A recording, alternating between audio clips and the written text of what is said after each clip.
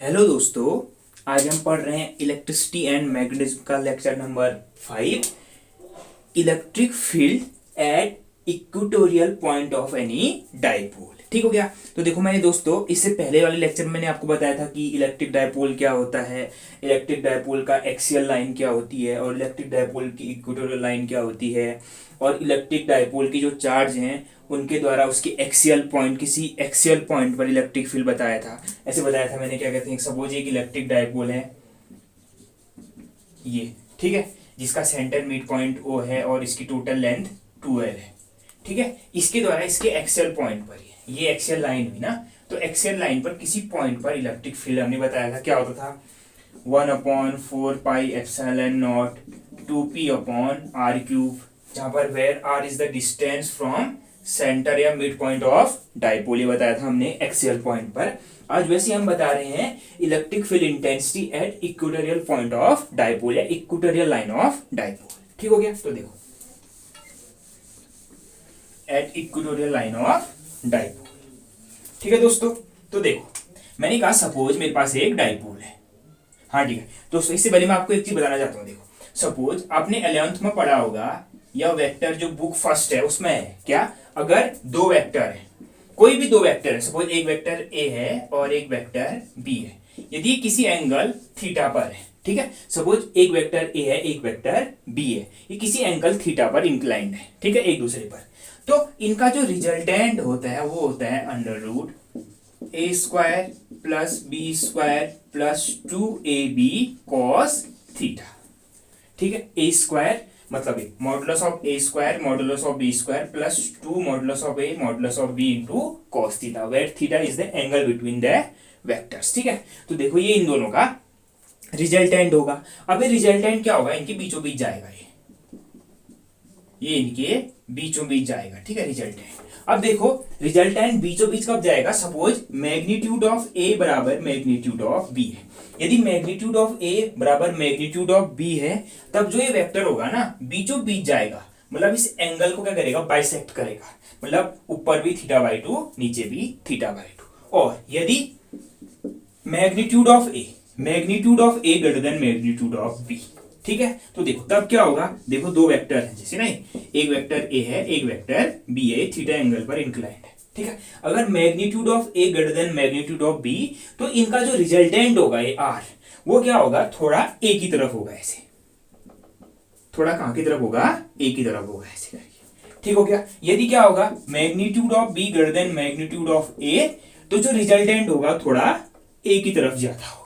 ठीक हो गया, मतलब जो एंगल होगा वो बी की तरफ थोड़ा छोटा होगा और ए की तरफ थोड़ा बड़ा होगा। और यदि ए ग्रेटर देन बी है तो एंगल ए की तरफ थोड़ा छोटा और बी की तरफ थोड़ा बड़ा होगा। ठीक है दोस्तों, ये इंपॉर्टेंट, ये यहां पर फॉर्मूला यूज होगा। ठीक है, ये वाला ये याद रखना।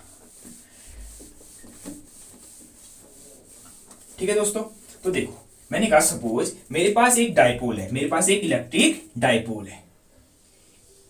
मैंने कहा सपोज ए बी क्या है, एक इलेक्ट्रिक डाइपोल है। मैंने कहा suppose A B an electric dipole having charges -q and +q, ठीक है, separated by a distance 2l। ठीक है, and suppose O is the mid point of the dipole. ठीक है, A B is an electric dipole having charges -q and +q separated by a distance 2l, let O is the mid point of the dipole. O क्या है, dipole का mid point है। तो यहां से यहां तक की डिस्टेंस ये भी L और यहां से यहां तक की डिस्टेंस ये भी L। ठीक हो गया। अब मुझे इलेक्ट्रिक फील्ड निकालना है। देखो इस डाइपोल के दो चार्जेज, इनके द्वारा चार्ज द्वारा इलेक्ट्रिक फील्ड। ठीक हो गया। तब हमें कहां पर निकालना है, इक्वेटोरियल पॉइंट पर। तो देखो मैंने बताया था कल कि क्या होता है, एक लाइन जो क्या होती है, passing through centre of dipole, passing through center of dipole and perpendicular to the axis of dipole is called equatorial line या equatorial axis कहते हैं। ठीक हो गया। तो इसके इक्वेटोरियल पॉइंट, इसके इक्वेटोरियल लाइन पर मुझे किसी जनरल पॉइंट पर क्या निकालना है, इलेक्ट्रिक फील्ड की इंटेंसिटी निकालनी है इस इलेक्ट्रिक डाइपोल के चार्ज द्वारा, कब है, इस इलेक्ट्रिक डाइपोल द्वारा। तो मैंने कहा सपोज पॉइंट P है। ठीक है, P क्या है, point where we have to calculate the electric field intensity due to this dipole, which are separated by a distance r from center of dipole। जो डाइपोल के सेंटर से कितना distance पर है, r डिस्टेंस पर है। ठीक है, इस पॉइंट O से कितने डिस्टेंस पर है, r डिस्टेंस पर है। ठीक है, वो पॉइंट क्या है, इस डाइपोल के सेंटर से r डिस्टेंस पर है। ठीक हो गया। अभी देखो फिर हमें क्या चाहिए, मुझे क्या, मैं निकालूंगा जो चार्ज पॉइंट A पर है उसके द्वारा इस पॉइंट पर इलेक्ट्रिक फील्ड, जो चार्ज पॉइंट B पर है उसके द्वारा इस पॉइंट पर इलेक्ट्रिक फील्ड। अब धरो किसी चार्ज द्वारा, जैसे एक पॉइंट चार्ज Q है, इसके द्वारा इससे r डिस्टेंस पर इस पॉइंट पर इलेक्ट्रिक फील्ड होता है 1/4πε0 Q/r², जहां पर r क्या होती है, distance of charge from the point या distance of point from the charge. अब देखो ये चार्ज यहां पर है, इसके द्वारा इस पॉइंट पर इलेक्ट्रिक फील्ड चाहिए, तो मुझे यहां से यहां तक की डिस्टेंस ये चाहिए। इस चार्ज द्वारा इस पॉइंट पर इलेक्ट्रिक फील्ड निकालना है, तो यहां से यहां की डिस्टेंस चाहिए, तो मैंने इसको इससे मिला दिया। देखो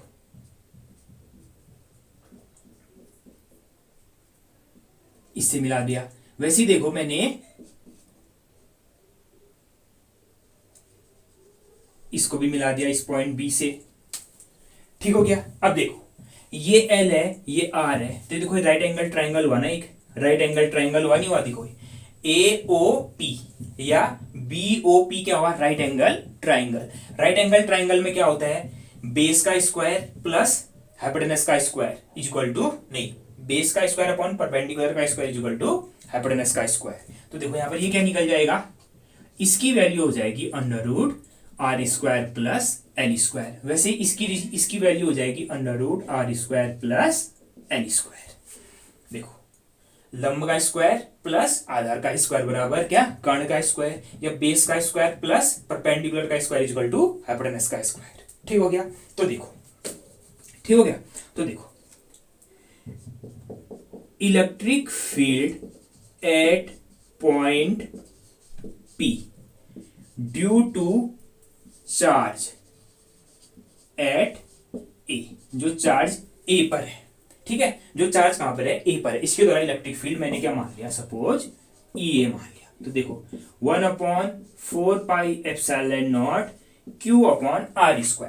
आर स्क्वायर की जगह भी क्या है, देखो r की जगह भी क्या है, root R square plus L square. ठीक हो गया। तो r की जगह भी क्या है, root R square plus L square का होल स्क्वायर, रूट आर का स्क्वायर, यहां पर इसका स्क्वायर हो जाएगा।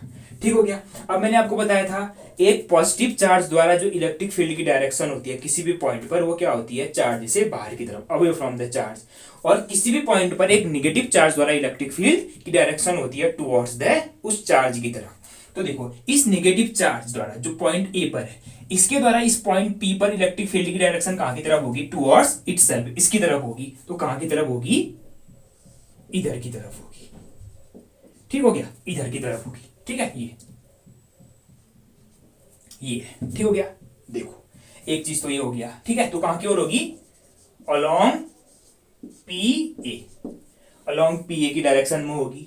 उसी प्रकार से electric field at point P due to charge at B, due to charge at B, जो चार्ज बी पर है, इसके द्वारा इस पॉइंट पर इलेक्ट्रिक फील्ड कितना, 1/4πε0 Q/r²। आर की जगह क्या है, root R square plus L square, तो इसका whole square, root R square plus L square का होल स्क्वायर।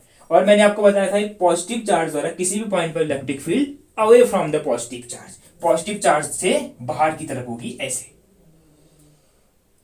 इधर की तरफ होगी। कहां की तरफ होगी, इधर की तरफ होगी। ठीक है दोस्तों, इधर की तरफ होगी। ठीक है, तो अलोंग, देखो अलोंग बी पी, बी की तरफ, बी से पी की तरफ, अलोंग बी पी। ठीक है दोस्तों, अब देखो मैंने देखो, अब देखो आपको ही बताया बराबर भुजाओं के समकोण बराबर होते हैं। तो देखो ये भुजा root R square plus L square, ये भुजा root R square plus L square, तो इनके आमने सामने के एंगल भी क्या होंगे, बराबर होंगे। इसके सामने का एंगल ये, इसके सामने का एंगल ये, तो जितना एंगल ये होगा उतना एंगल ये भी होगा। तो मैंने मान लिया सपोज ये एंगल क्या है, थीटा है, तो डेफिनेटली ये एंगल भी थीटा होगा। कुछ भी मान लो, 2 थीटा, 4 थीटा, 5 थीटा, कुछ भी मान लो, ये एंगल भी थीटा ही होगा। ठीक है दोस्तों, ये देखो अभी बताओ ये एंगल थीटा, ये 90 डिग्री, तो ये एंगल कितना होगा, ये वाला एंगल 90 डिग्री माइनस थीटा, क्योंकि ट्राइंगल के तीनों कोण कितने होते हैं 180। तो देखो ये थीटा, ये 90 डिग्री, प्लस मैंने कहा माना सपोज ये एंगल क्या है एक्स है। देखो ये इस ट्राइंगल ओ ए पी में, इस ओ ए पी में एक्स बराबर 180 डिग्री। ठीक हो गया। देखो x निकालना है तो देखो 180 डिग्री माइनस 90 माइनस थीटा बराबर 90 माइनस थीटा। तो ये एंगल भी 90 माइनस थीटा। वैसे ही देखो ये एंगल 90, ये थीटा, तो ये एंगल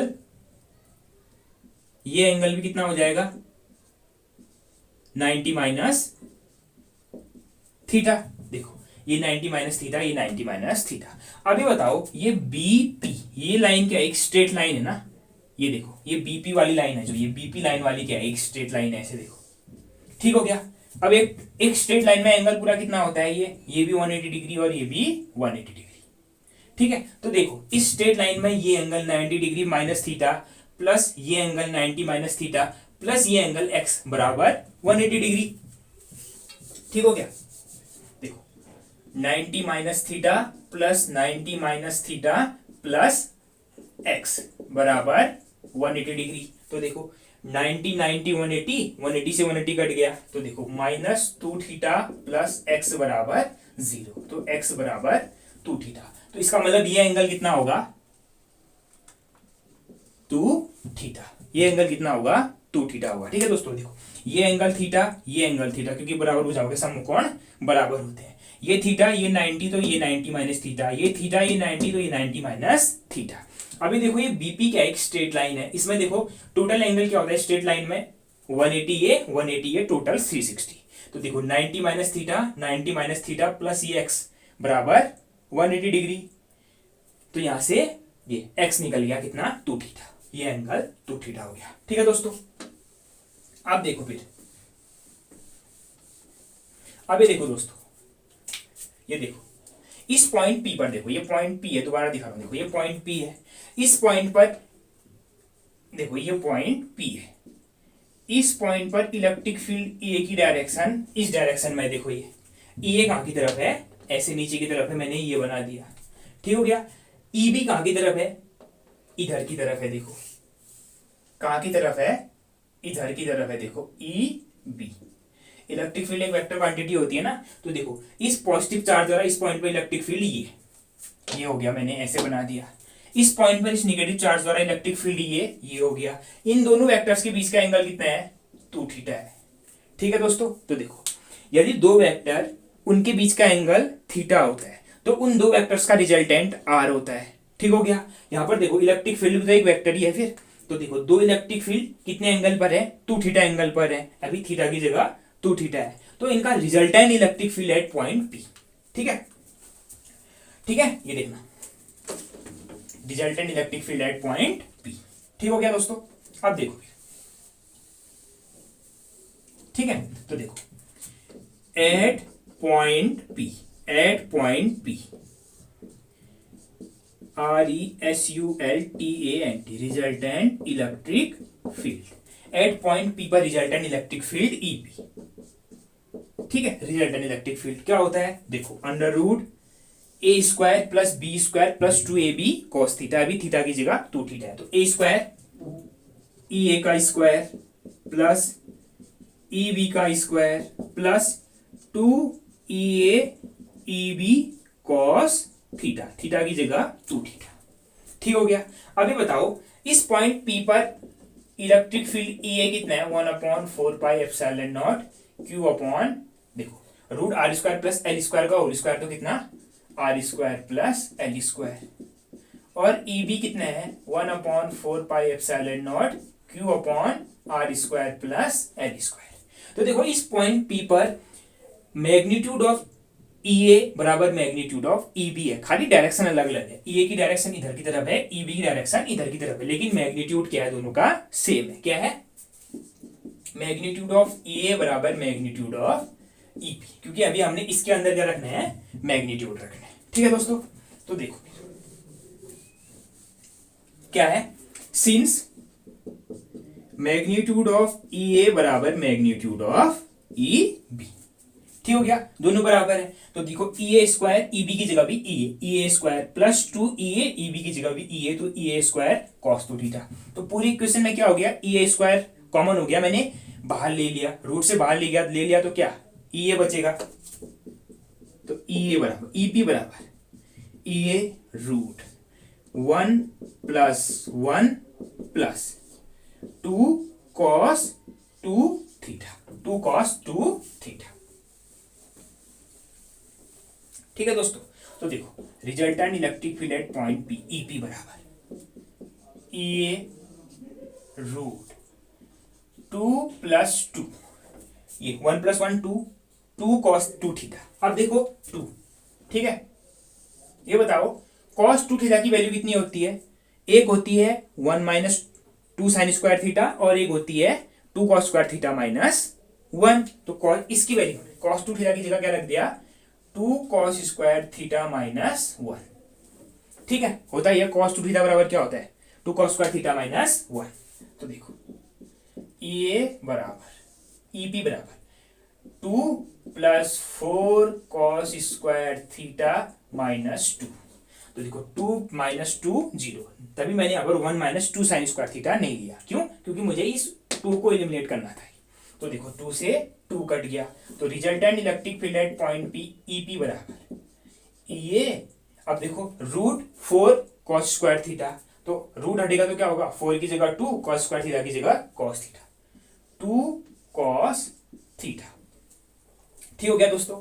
अब देखो फिर ई पी बराबर, ठीक हो गया। अब देखो दोस्तों, अब देखो इस cos थीटा को हमने हटाना है, क्योंकि हमने क्या मान रखा है, हमारे पास हमने माना है केवल चार्ज, हमारे को जो देखो कभी भी क्या होता है, कोई भी एक्सप्रेशन होता है, जो चीज आप अज्यूम करे होते हैं उसको हटाना पड़ता है, केवल वही चीजें रखनी पड़ती हैं जो आपको दी हुई है इक्वेशन में, या जो चीजें दी हुई होती है। ठीक हो गया। तो देखो देखो इन ट्राइंगल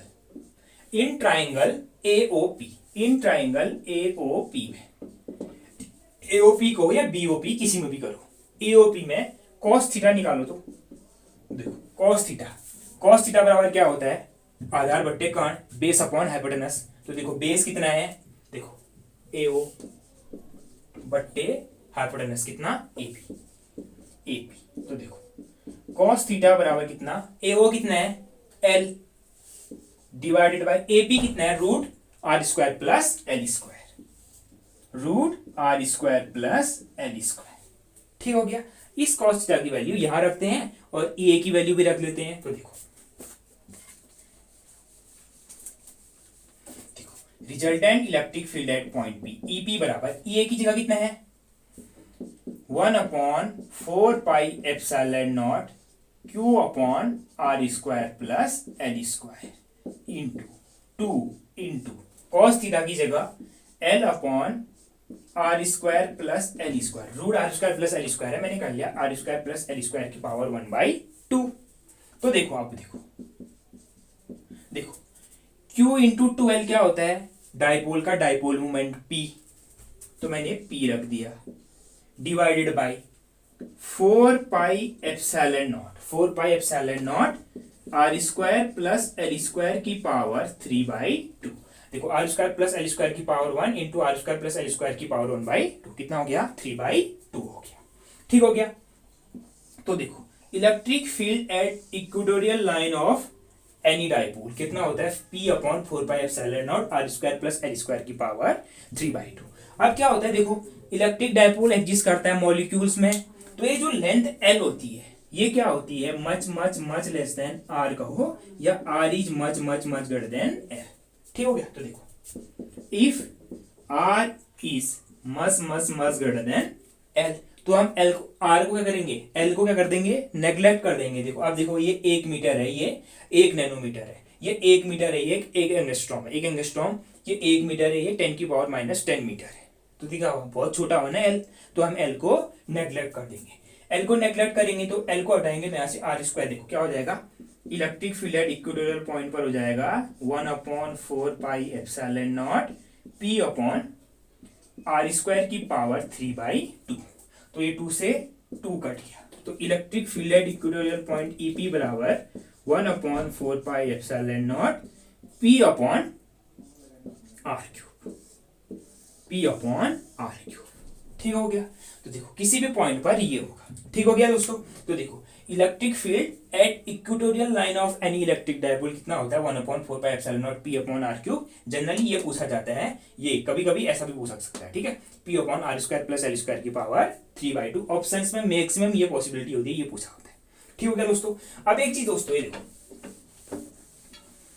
देखो दोस्तों, मैंने आपको क्या बताया था, देखो यदि दो वेक्टर ऐसे बताया था ना, मैंने कहा था यदि दो वेक्टर्स किसी एंगल पर होते हैं, यदि दो वेक्टर किसी एंगल पर होते हैं, ये बुक फर्स्ट में है। ठीक है, दो वेक्टर किसी एंगल थीटा एंगल पर होते हैं, तो इनके बीच का रिजल्टेंट क्या होगा, बीचों बीच कब जाता है, जब मैग्नीट्यूड ऑफ ए बराबर क्या होगा, मैग्नीट्यूड ऑफ बी होता है। तो देखो इसमें, देखो इस पॉइंट पर देखो, अभी सब चीज हटा देता हूं मैं। ठीक है, तो देखो इस पॉइंट पर देखो ई की डायरेक्शन है इस पॉइंट की तरफ। देखो जो निगेटिव चार्ज द्वारा इलेक्ट्रिक फील्ड है पॉइंट वो इधर की तरफ है, और इस पॉजिटिव चार्ज द्वारा इस पॉइंट पर जो इलेक्ट्रिक फील्ड है उसकी डायरेक्शन इधर की तरफ है। देखो ठीक हो गया। तो देखो दो वेक्टर यहां पर किस एंगल पर हैं, 2θ एंगल पर है, पहली चीज। तो दूसरी चीज मैग्नीट्यूड ऑफ ई ए बराबर मैग्नीट्यूड ऑफ ई बी है। ठीक है, तो इन दोनों का जो रिजल्टेंट होगा वो क्या होगा, बीचों बीच जाएगा। ऐसे कैसे जाएगा, बीचों बीच जाएगा। इसका मतलब इन दो इलेक्ट्रिक फील्ड का जो रिजल्टेंट इलेक्ट्रिक फील्ड है पॉइंट पी पर, उसकी डायरेक्शन कहां की तरफ है, इस डायरेक्शन पर है। कहां की तरफ है, इस डायरेक्शन की तरफ है। अब देखो किसी भी, देखो ठीक है दोस्तों, ये देखो ये बहुत इंपॉर्टेंट ऑप्शन में पूछा जाता है। देखो ये इलेक्ट्रिक डायपोल है, ये नेगेटिव चार्ज, ये पॉजिटिव चार्ज। ठीक है, तो एक इलेक्ट्रिक डायपोल का जो डायपोल मूवमेंट होता है उसकी डायरेक्शन होती है from negative to positive charge.